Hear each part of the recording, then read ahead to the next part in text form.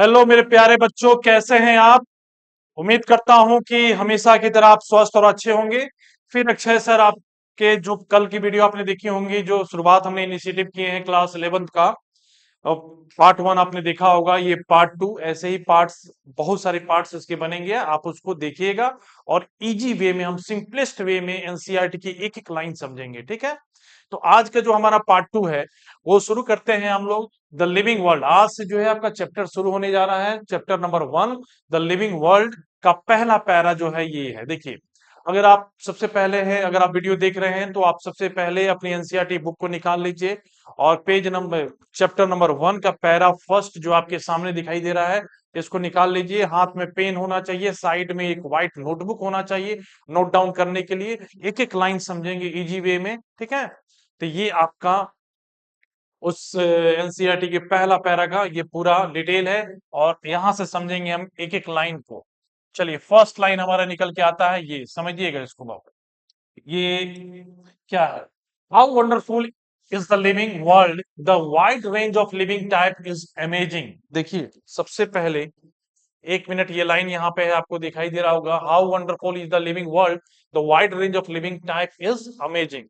अब देखिए ये क्या कहना चाह रहा है, अच्छे से समझेंगे इसको।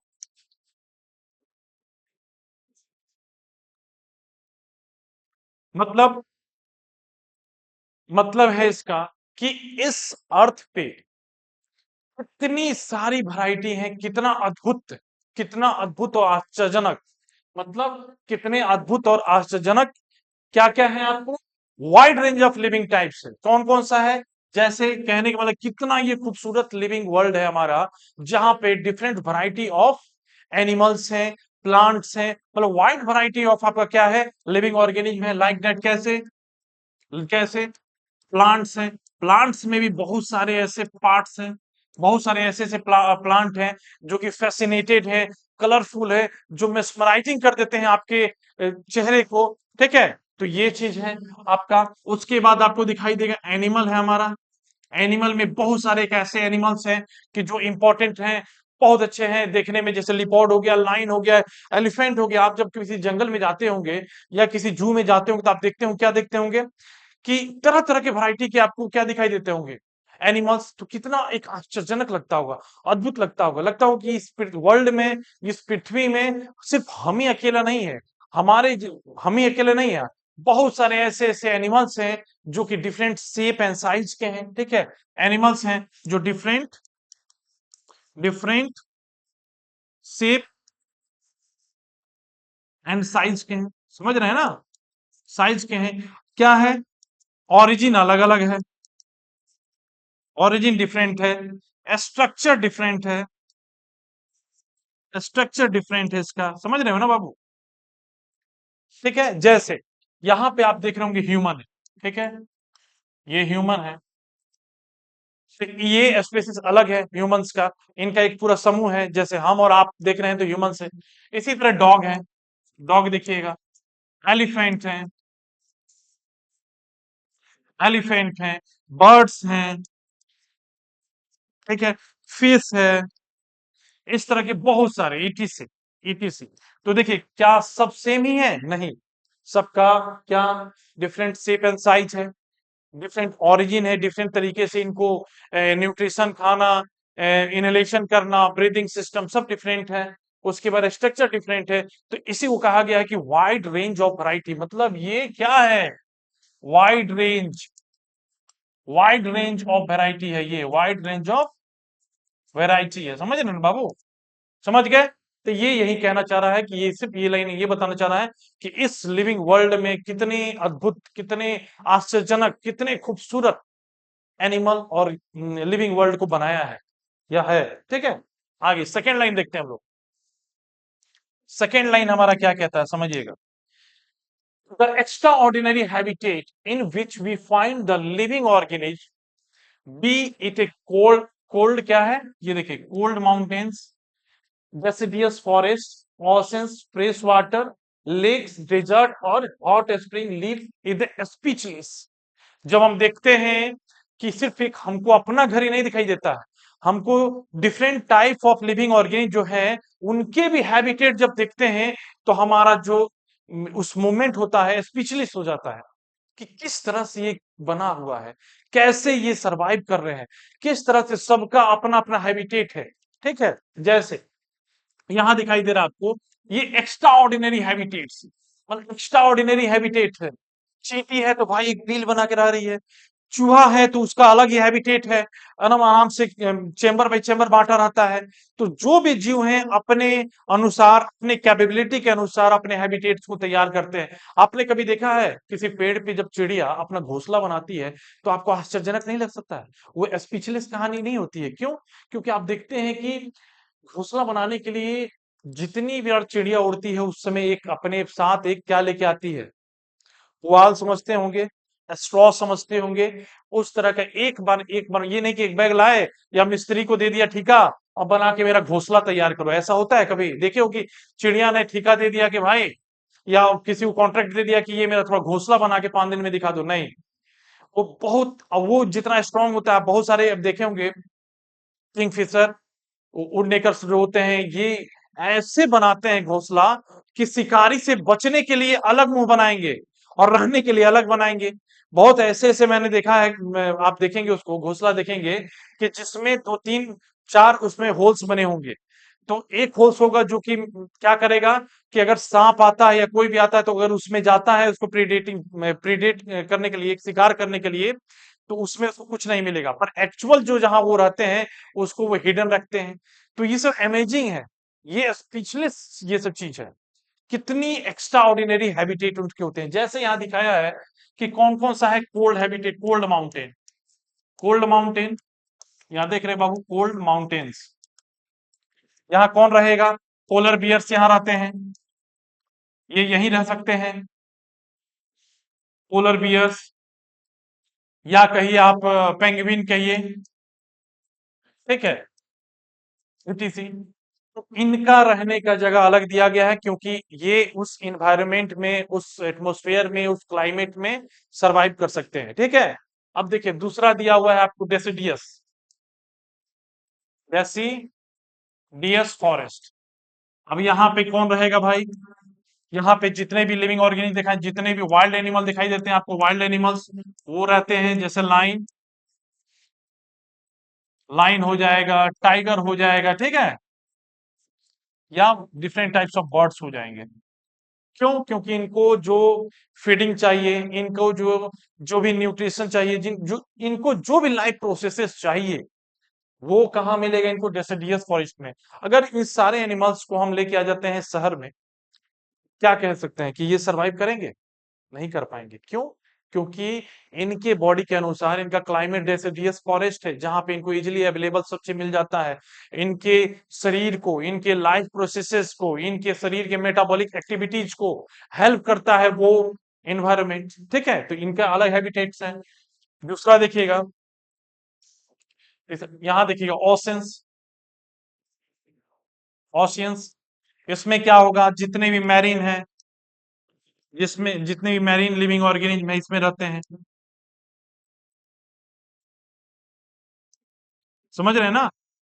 एक कहा क्वेश्चन ऐसे ही पूछता है कि अगर समुद्र की मछली हो, मछली को अगर हम रिवर वाटर या फ्रेश वाटर में रखते हैं तो वो मछली सरवाइव करेगी कि नहीं करेगी? नहीं करेगी, क्योंकि उसका यहाँ पे उसके बॉडी के अनुसार उसके बॉडी का डेवलपमेंट यहाँ पे अच्छा होता है।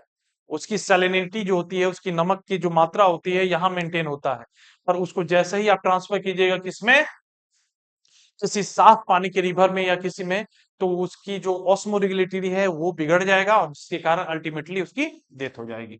ठीक है, आगे देखिए, ओशंस में हो गया। उसके बाद क्या है? फ्रेश वाटर लेक की अलग है। Fresh water lake, fresh water lakes में क्या है? Different types of, different types of fresh water fish, fish and plants. ठीक है, इनकी अलग बॉडी की बनावट है, इनका अलग ही ऑस्मोरेगुलेटरी चलती है, ऑस्मोसिस, इनका अलग ही आपका मेटाबॉलिज्म होता है। तो ये सब सब जिस, देखिए इस क्रिएचर ने, इस क्रिएचर को या इस वर्ल्ड को या इस मतलब कहते हैं इस लिविंग वर्ल्ड को इस तरह से बनाया गया, इस तरह से ये बना है कि सारे क्रिएचर्स के लिए यहाँ पे सुविधाएं दी गई हैं। हर क्रिएचर अपने अनुसार अपने हैबिटेट्स में सरवाइव कर सकता है, रिप्रोडक्शन कर सकता है, न्यूट्रिशन ले सकता है, ठीक है। अगर हल्का भी चेंज होती है तो ये क्या होगा, तकलीफ देह हो जाएगा। मानिए कि हम एक नॉर्मल कंडीशन में बिहार में है, तो हमारा बॉडी टेम्परेचर या बॉडी यहाँ के जो इन्वायरमेंट है उससे हमारा क्या है, रिलेट कर पा रहे हैं, हमारा बॉडी जो है यहाँ अडेप्ट कर लिया है। पर जैसे ही हमें -60 डिग्री सेल्सियस में भेजा जाएगा तो वहां पे क्या होगी, हमारी जो बॉडी है वो वहां पे रिएक्शन करने लगेगा वहां पे। क्यों? क्योंकि अभी तक हम कहाँ पे थे, एक ऐसे इन्वायरमेंट में जहां पे हमारी बॉडी के सारे सेल्स जो हैं इस कंडीशन को अडेप्ट कर लिए थे। पर वहां थोड़ा समय लगेगा, हो सकता है बीमार पड़ सकते हैं, ठीक है। तो हैबिटेट चेंज या एनवायरनमेंट चेंज होने से भी बहुत सारी डिफिकल्टीज आती हैं बॉडी में, ठीक है। उसके बाद देखेंगे डेजर्ट है, आपको पता ही है डेजर्ट, वहां का कंडीशन एनवायरनमेंट कैसा होता था, यहाँ कैमल, ठीक है, and hot spring and leave as बजे। तो ये कहना चाह रहे हैं इस लाइन में यही, कि जब ये देखते हैं कि इतने वंडरफुल वर्ल्ड में सबके लिए अलग अलग हैबिटेट है, तो ये स्पीचलेस है, ठीक है। चलिए आगे हम लोग देखते हैं,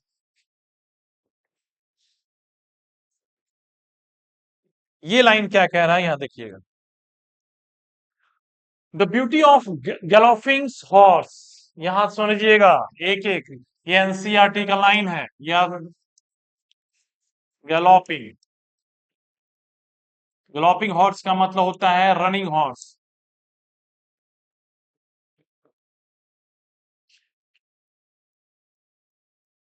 ठीक है। माइग्रेटिंग बर्ड्स मतलब माइग्रेटिंग,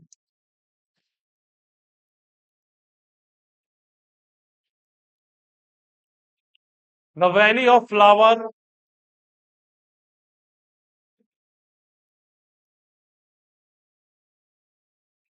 एंड,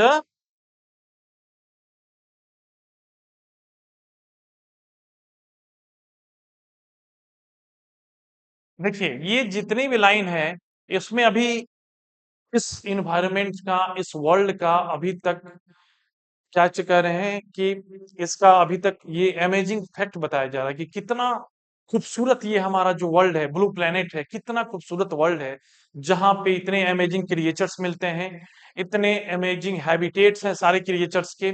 और ये देखिए ये लाइन भी एक प्रकार से फिलोसफिकल लाइन है, कि एक दौड़ता हुआ घोड़ा, देखिए कितना आश्चर्यजनक, कितना खूबसूरत लगता है। एक वही है कि घोड़ा को दौड़ते देखिए, एक दिखा रहा माइग्रेटिंग बर्ड्स, जब साइबेरिया, बिहार से रोज जो रिलेट करते हैं वो थोड़ा ध्यान देंगे, कि साइबेरियन में जब एक्सट्रीम कोल्ड टेम्परेचर होता है ना, वहां पे बर्ड या साइबेरियन क्रेन जो होते हैं, वहां पे उनको सरवाइव करना मुश्किल होता है। तो उतनी लंबी दूरी तय करके वो हाजीपुर सलीम, अगर गलत होंगे तो कमेंट में उसको बताइए कि क्या है, सलीम सलीम करके सेंचुरी है, बर्ड सेंचुरी है, वहां पे वो आते हैं, उस पूरे पीरियड को यहाँ बिताते हैं। क्यों? क्योंकि वहां पे साइबेरिया में, साइबेरियन क्रेन के लिए साइबेरिया में extreme temperature, extreme cold temperature होता है, जिसको वो सरवाइव करना उनके लिए मुश्किल होता है। इसीलिए वहां से वो माइग्रेट करके जो उसके बॉडी को इन्वायरमेंट, जो उसके बॉडी को अच्छे क्लाइमेट से, उसको मतलब लाइफ प्रोसेसेस को स्मूथली हेल्प कर दे, वो इसलिए यहाँ पे माइग्रेटिंग बर्ड्स होते हैं। इसी तरह बहुत सारे एनिमल है जो माइग्रेट करते हैं, किस कंडीशन में, जहाँ पे हरास टेम्परेचर है, जहाँ पे सरवाइव करना मुश्किल है, वहां से वो उस एरिया में जाते हैं जहाँ पे उनके बॉडी अच्छी तरह से सारे जो लाइफ प्रोसेसेस हैं वो कर सके, ठीक है। तो उसको माइग्रेटिंग कहते हैं। We are also a migrate, कहते हैं ना, we are also a migrate, migrate workers. हम भी यहाँ अगर बेतिया में रहते हैं, अगर चंपारण में रहते हैं, तो हमें भी पैसा कमाने के लिए कहाँ माइग्रेट करना पड़ता है, किसी बड़े शहर में। This is also a migration, ठीक है। हम लोग कहीं पैसा कमाने के लिए, कोई बहुत लोग हैं जो कि दुबई जाते हैं, बहुत लोग हैं जो सऊदी जाते हैं। क्यों जाते हैं? कोई शौक थोड़ी लगा है किसी को, नहीं। अर्न मोर मनी, ज्यादा पैसा चाहिए, परिवार को चलाना है। उसी तरह अपने परिवार को ऐसा कभी, ऐसा कहीं गलत समय ना आ जाए कि बच्चे बीमार ना पड़ जाएं, उसके लिए पहले से पैसा जमा होना चाहिए, या पहले से उतना पैसा मेरे पास होना चाहिए, या किसी को अपना जमीन लेना है, या किसी को घर बनवाना है, इसीलिए माइग्रेशन करते हैं। सेम यहाँ पे यही है, माइग्रेटिंग बर्ड जो होते हैं, ये भी देखिएगा, आपको दिखाई देगा कि जब मौसम वहां बदलता है तो लाखों के मतलब क्या हजारों और लाखों के टन में आपको दिखाई देगा कि पक्षी उड़ते उड़ते उड़ते उड़ते, कितना लंबा डिस्टेंस है रसिया से लेके इंडिया, बिहार, कितना लंबा डिस्टेंस है।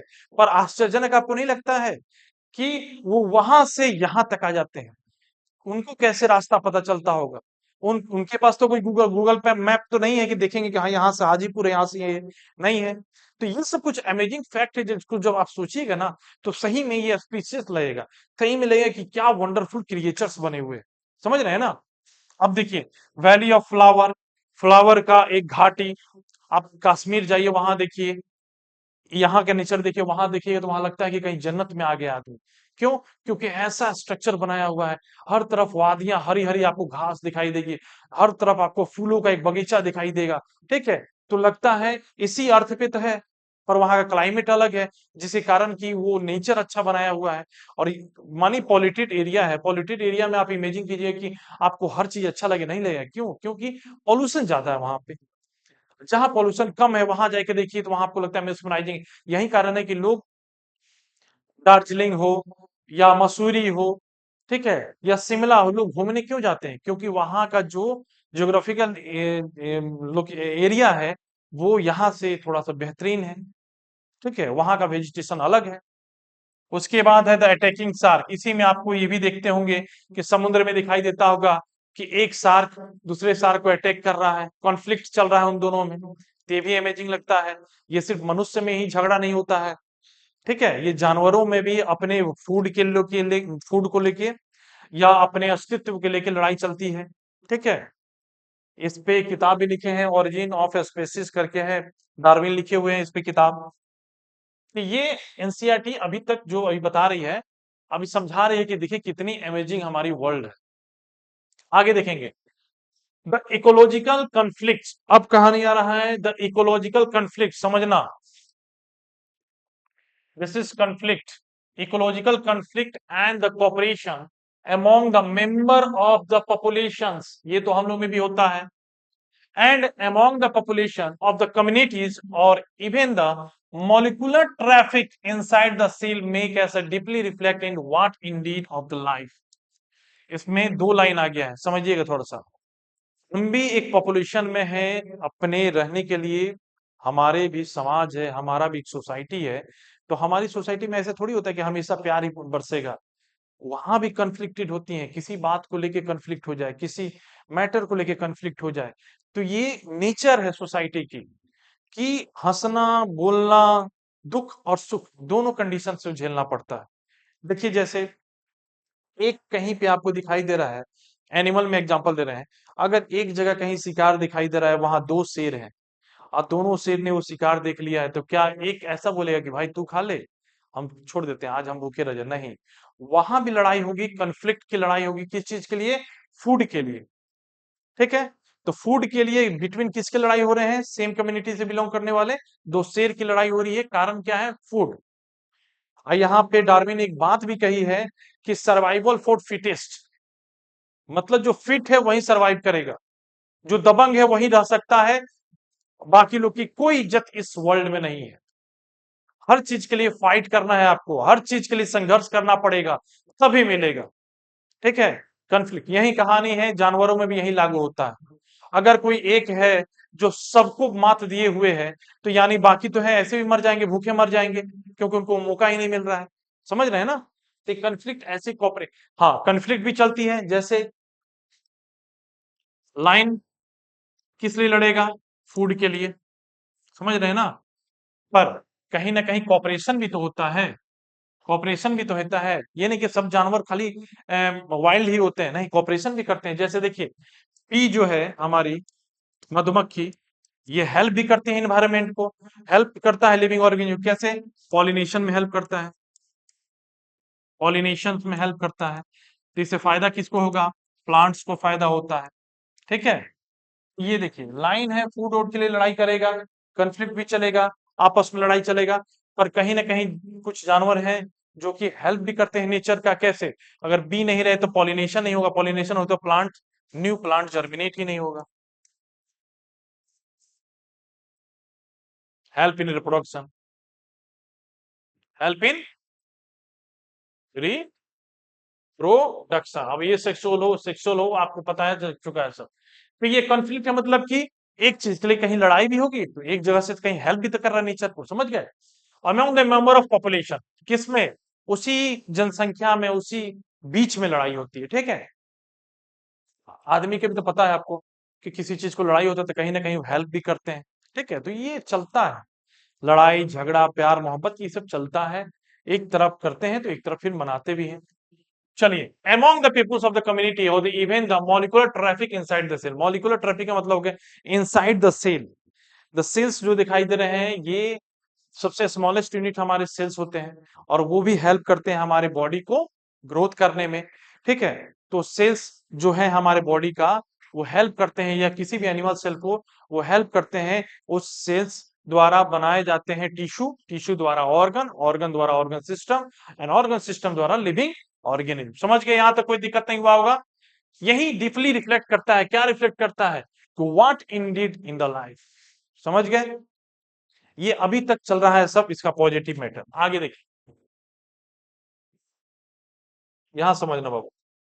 अब यहाँ क्वेश्चन आता है, एनसीईआरटी में देखा होंगे, यहाँ पे कुछ क्वेश्चंस आते हैं, आप देखे होंगे। तो अपन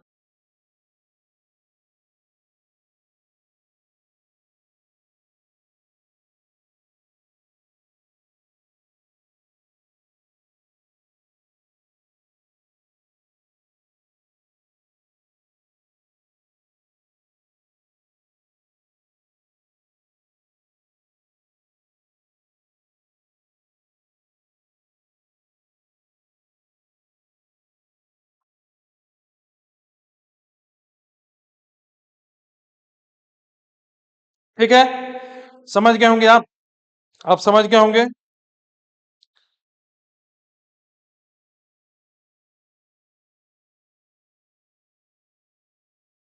देखिए, अब ये कहानी यहां उठती है कि the question has to implicit question with in it. दो तरह के क्वेश्चन यहाँ पे आ रहे हैं, दो तरह के क्वेश्चन आ रहे हैं। अब एराइज होता है कि दो तरह के क्वेश्चन निकल के आता है कि अब क्या हो सकता है। तो दो तरह के क्वेश्चन क्या है, आगे देखते हैं क्या है दो तरह का क्वेश्चन। यहाँ पे है आपका दो तरह का क्वेश्चन। क्या है क्वेश्चन दो तरह का?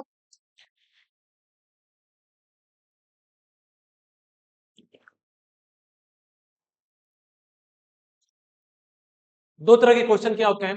The first is technical one. पहला जो है टेक्निकल है, जो रियल में सही है।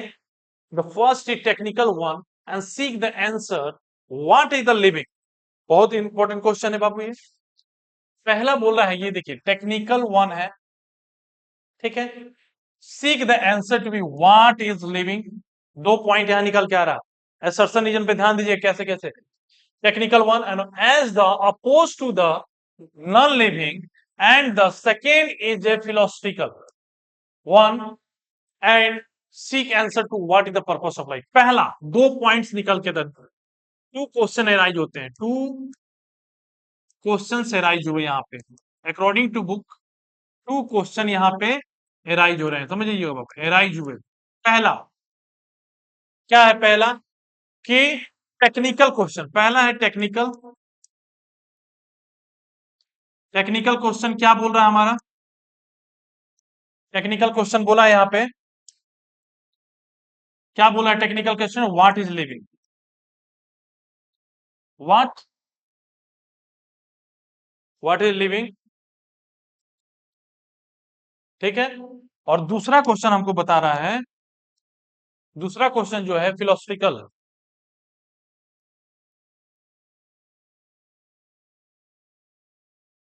दूसरा फिलोसफिकल क्वेश्चन है कि what is the matter of life, what the purpose of life, ठीक है।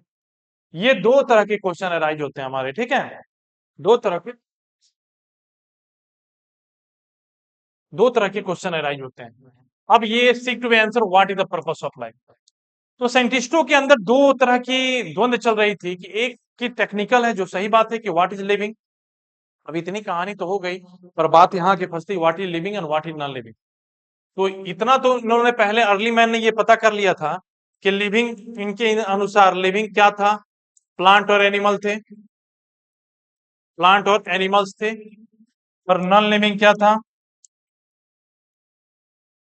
स्टोन या एयर एंड वाटर। ठीक है, ये था। तो क्वेश्चन यहाँ एराइज होता है, जो कि आपके 2-3 साल पहले जो बुक पढ़े होंगे उसमें व्हाट इज लिविंग का एक सेक्शन था, उसको हटा दिया गया है। ठीक है, तो व्हाट इज लिविंग यहाँ पे दिया हुआ है। ठीक है, और दूसरा है what is the purpose of life. तो ये दो क्वेश्चन एराइज होते हैं उनसे।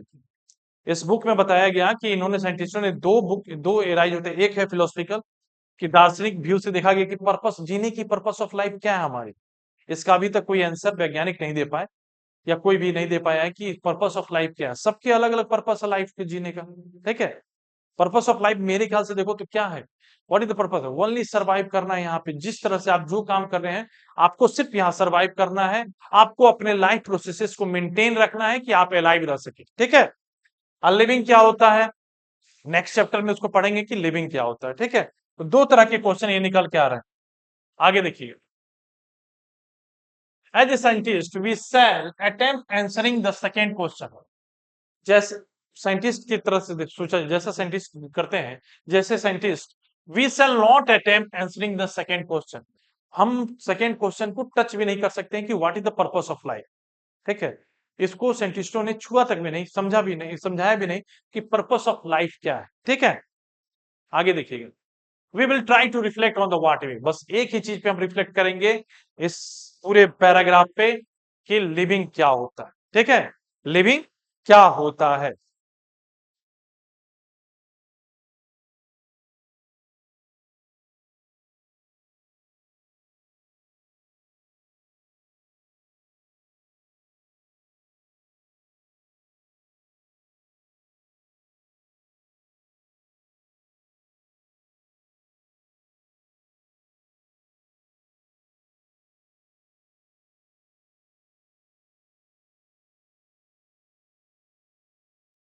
ठीक है, व्हाट इज लिविंग, तो मैं उम्मीद करता हूं कि व्हाट इज लिविंग जो है आपका, व्हाट इज लिविंग जो है, आप हमको व्हाट इज लिविंग है ये कमेंट में बताइएगा। ये आपका होमवर्क रहेगा कि हम जानना चाहते हैं कि what is living, what is living. ठीक है, ये कमेंट सेक्शन में बताइएगा। ठीक है, अगर आप नहीं बताते हैं तो फिर नेक्स्ट सेगमेंट में हम पहुंचेंगे, तो फिर आपसे मैं एक हिंट देता हूँ। लिविंग क्या होता है, लिविंग ऐसे चीज की जो लाइफ प्रोसेसेस करते हो, अपने आप को जिंदा रखने में हेल्प करते हो। ठीक है, रिस्पिरेशन करते हो, ग्रोथ में अपना हेल्प, मतलब कि जो ऐसे लिविंग कहते हैं जो अपना ग्रोथ कर रहे हो, अपने अपने आप को रिप्रोड्यूस कर रहे हो, अपने कंटिन्यूटी ऑफ लाइफ को बढ़ा, अपनी कंटिन्यूटी ऑफ लाइफ को बढ़ा रहे हैं। ठीक है, ठीक है, कंसिक्वेंसनेस है, इसमें मूवमेंट है, लोकोमेशन है। ऐसे देखा जाए तो बहुत सारे चीजों में इसमें कॉन्ट्रडिक्शन अभी है, पर ये जिसमें ग्रोथ हो रहा हो, डेवलपमेंट हो रहा हो, रिप्रोडक्शन हो रहा हो, कंटिन्यूटी अपना बरकरार रखे हो, रिस्पिरेशन हो रहा हो। ठीक है, ये सब चीजों को लिविंग ऑर्गेनिज्म में कहेंगे। फिर भी हम चाहते हैं कि परफेक्ट आंसर आप कमेंट में इसको जल्दी दीजिएगा। फिर मिलते हैं नेक्स्ट वीडियो में, तब तक के लिए जय हिंद, जय भारत।